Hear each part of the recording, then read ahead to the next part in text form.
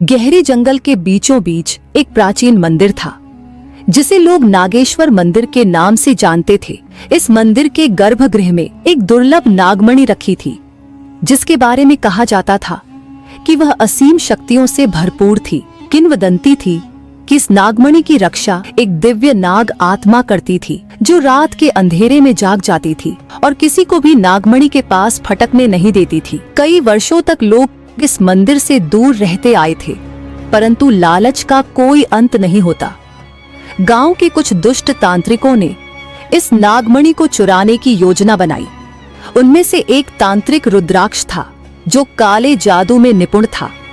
उसने अपने 4 चेलों के साथ मिलकर पूर्णिमा की रात को नागमणि चुराने का निश्चय किया, क्योंकि वह जानता था कि इस रात नागमणि की शक्ति चरम पर होती है। रात गहरी हो चुकी थी। तांत्रिक और उसके चेले मंत्रोच्चार करते हुए मंदिर में प्रवेश कर गए।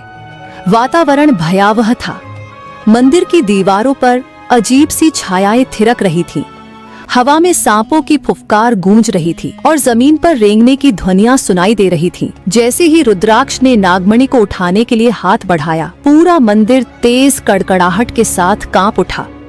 अचानक मंदिर के गर्भगृह से एक विशाल नाग आकृति प्रकट हुई। उसकी आंखें जलते अंगारों जैसी थीं और उसका फन सोने के मुकुट की तरह चमक रहा था। तांत्रिक ने अपने सारे काले जादू का इस्तेमाल किया, परंतु नाग आत्मा के सामने उसकी एक न चली। अचानक उसके 4 चेले जमीन पर गिरने लगे। उनकी आंखों से खून बह रहा था और शरीर अकड़ता जा रहा था। कुछ ही क्षणों में उनकी लाशें ठंडी पड़ गईं। रुद्राक्ष चीखता रहा, पर नाग आत्मा ने उसे अपनी मृत्युदंड दृष्टि से देखते ही भस्म कर दिया। तभी मंदिर की दीवारों पर लिखा एक शिलालेख प्रकट हुआ, जो भी इस नागमणि को पाने का प्रयास करेगा वह मृत्यु से नहीं बच पाएगा। यह नाग आत्मा युगों युगों तक इसकी रक्षा करेगी। उसके बाद कोई भी व्यक्ति उस मंदिर के पास जाने की हिम्मत नहीं कर सका।